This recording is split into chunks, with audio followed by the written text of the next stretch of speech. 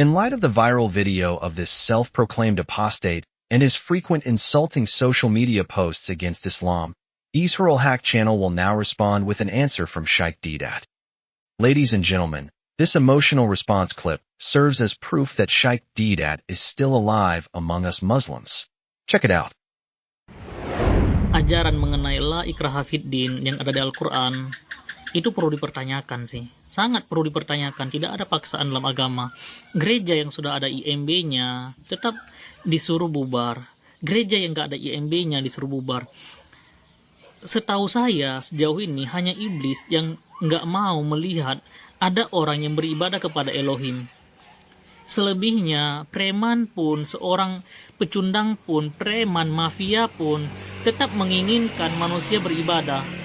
Nah, di sisi lain ada manusia yang konon katanya beragama dan slogannya la ikraha fiddin, tetapi senantiasa mengganggu orang lain untuk beribadah. Ini manusia atau memang iblis sih?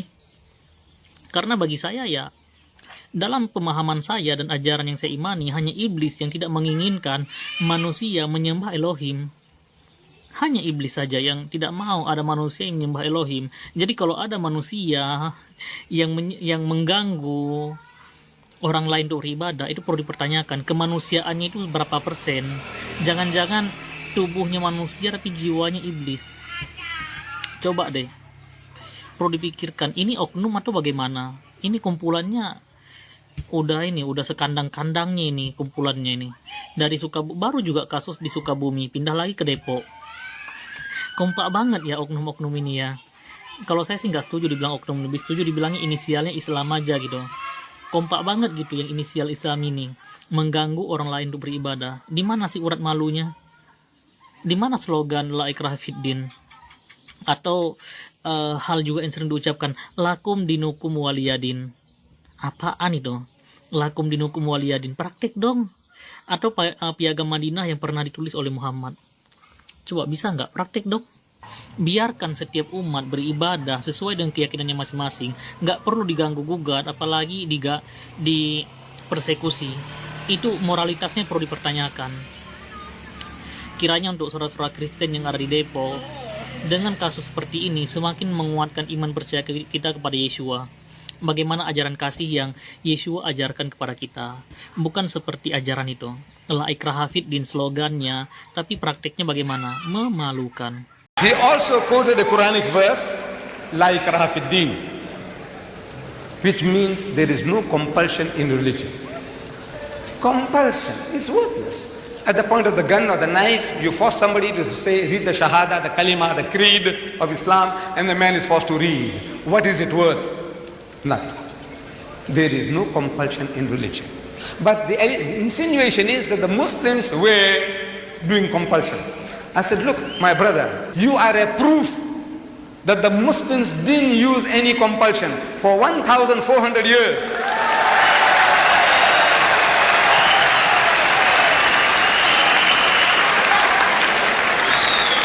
For 1,400 years, you and your other Christians, whom you now say number 14 million, they lived in our midst. In Egypt, the Muslims have been the overlord of that country for 1,400 years. For a few years, the French came, for a few years, the British came, but overall for 1,400 years, the Muslim has been ruling that land. And yet,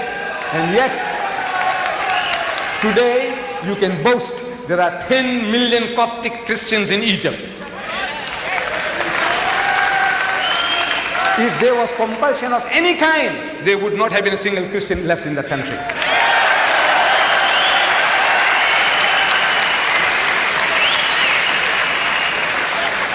The Muslims ruled Spain for 800 years. 800 years. Because we failed to deliver the message, we were kicked out. We were kicked out. Shame on us. We didn't fulfill our obligations.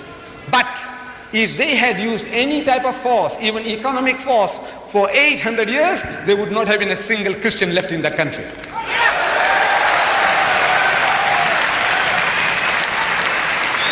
We Muslims, we ruled India for 1,000 years. But after 1,000 years of Muslim rule, eventually when partition takes place, the Muslim gets 1/4, the Hindu gets 3/4. Why? Because we didn't do the job. We didn't use any compulsion.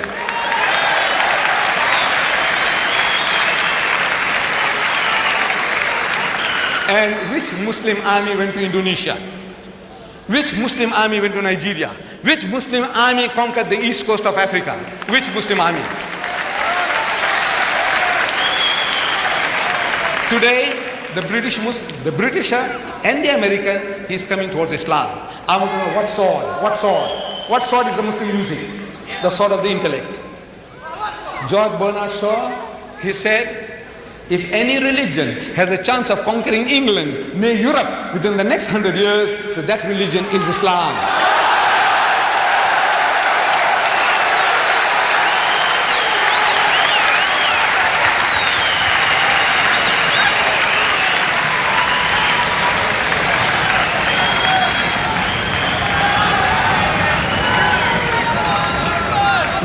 Look, Bernard Shaw had the foresight, he could see. But we Muslims, we have failed Islam. Wallah, we have failed. We have failed. We haven't made a start yet. We believe. We say we believe, but we have not made a start yet. This is our problem. The destiny is ours. Wallah, it is ours. Allah says, لِيُزْهِرَهُ عَلَى الدِّينِ كُلِّهِ. He has given you a deen, a way of life that is to master, overcome and supersede them all, bulldoze them all, whether it be Hinduism, Buddhism, Christianism, communism, Judaism, every ism.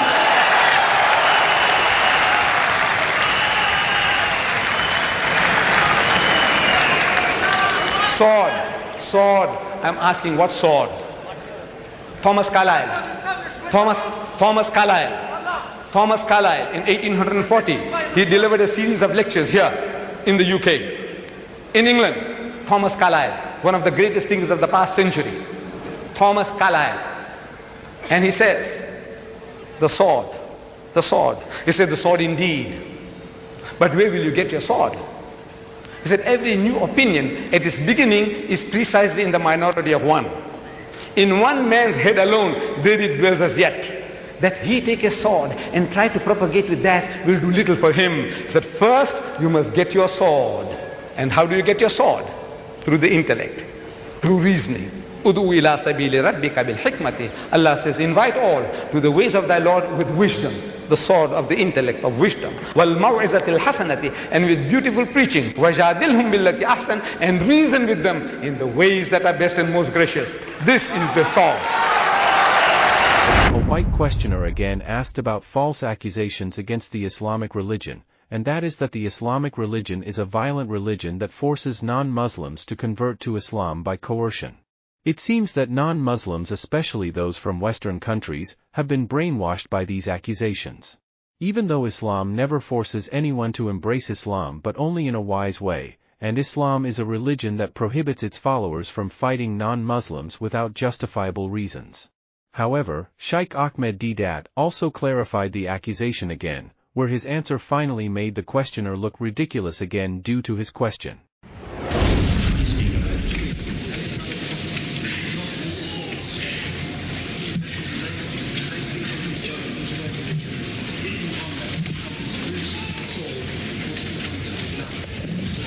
The brother says Jesus did not use force to promote his religion.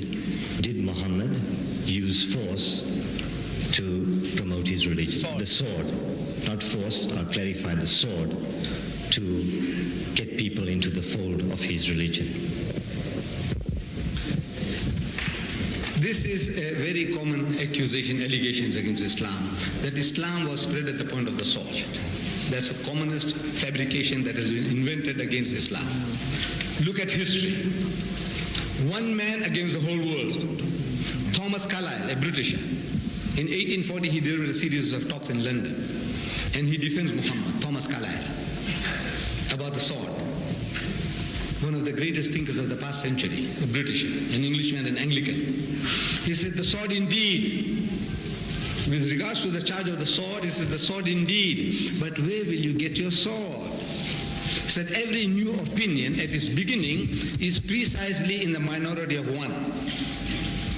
When you start a movement, there is no political party, There's no council of churches to create a bishop or a pope. There's nothing like that. You know the history of Muhammad.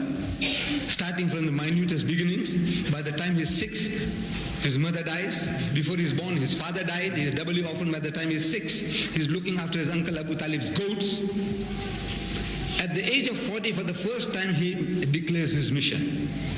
And persecution. If you know the history of the early Sahabas, the companions, persecution.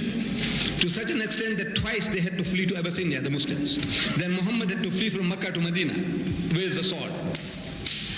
In other words, he must force the Quraysh, say, you, accept Islam or I'll chop off your head. Where is the sword? Is that every new opinion at its beginning is precisely in the minority of one. In one man's head alone, there it dwells as yet. It is one man against all men. That he take a sword and try to propagate with that will do little for him. One man against all men. The whole world. The man takes a sword and says, hey, all of you, like me now, if I had a gun, say, all of you accept Islam. Say, La ilaha illallah. What is it worth? What is it worth? Rubbish. He says, first get your sword, meaning you need people to accept, voluntary acceptance. The Quran says, La ikraha fid din. There is no compulsion in religion. It's worthless. You are a non-Muslim, I take it. We are a majority here. So we gather around you and say, now come on, accept Islam, or we put a knife through you. What is it worth? Rubbish. But this is the chart. Look at history. Now, while he's in Medina, the Quraysh, the mushriks, the idol worshippers, they come towards Medina, and there's a battle at Badr. The guys came 200 miles. The Muslims came out a few miles to meet them. The second battle, Uhud, Medina itself. Third one, the Battle of the Trench. Who is doing the fighting? With regards to Jesus, now with regards to sword, in the Gospel of St. Luke, chapter 19, verse 27, Jesus says, for those my enemies who would not that I should reign over them, bring them hither and slay them before me. Luke 19:27. Check it out. For those my enemies, who are his enemies? Anyone, he doesn't want Jesus to rule him and say they are his enemies. Bring them hither, bring them here, and slay them in my sight, kill them. Then at the Last Supper, if you remember, he's telling his disciples, do you remember I sent you out on your mission of preaching and healing? And when I sent you out, I told you that you must not carry no spare shoes, no purse, no sticks. Right? I said, right. Did you lack anything? They said, no. But now I tell you, those of you who's got no swords must sell their garments and buy them. Am I quoting correctly? Sell your garments and buy sword to do what? Pear apples or bananas? What? To do what? What do you do with the swords? And then he goes to the Garden of Gethsemane. He puts 8 at the gate. He says, tarry here and watch with me. Keep guard. What are they going to watch what? Then he takes with him Peter and the 2 sons of Zebedee. Goes further in. And he tells them, wait ye here while I go and pray yonder. 8 at the gate. To do what? 3 in a line of defense. To do what? To watch what? Keep guard. Then when the Roman soldiers, the Jews brought the Roman soldiers, the tables were turned against him. But Peter, he had the sword. So he says, Master, shall we smite them with the sword? We, plural, more than 2, more than 1 at least. Did they have the swords with them? Shall we smite them with the sword? Did they have swords? Who instructed them to have swords? Jesus. To do what? Cutting apples? Pears? What? No, to kill people. But the tables are turned. So now he's Peter already. He slashed off the ear of one of the persons, the guards. And Jesus now realizes that if it comes to the crunch, all will be massacred. So he says, put down your sword, because he who lives by the sword shall die by the sword. Didn't he know that when he told them to arm themselves? That he who lives by the sword shall die by the sword? Then why did he give them the wrong advice? No, it was a right advice, thinking that the Jews will come along, Jews against Jews, it might be a different type of a battle than compared to trained Roman soldiers. So now the tables are turned against him. So he says, put down your sword. So the sword is ever there in the hands of Jesus. At the temple he whipped the Jews. You remember? Yeah, whether with a whip you hit a man or with a sword, you are a violent person. You agree? Whether you hit a man with a blow, I'm violent. With a whip, I'm violent. If I have a sword, I chop off your head, I'm still violent. So Jesus Christ didn't spare anybody. The sword was there in his hand. If he had the opportunity, he would have done the job, better than Muhammad could have ever done. Thank you very much.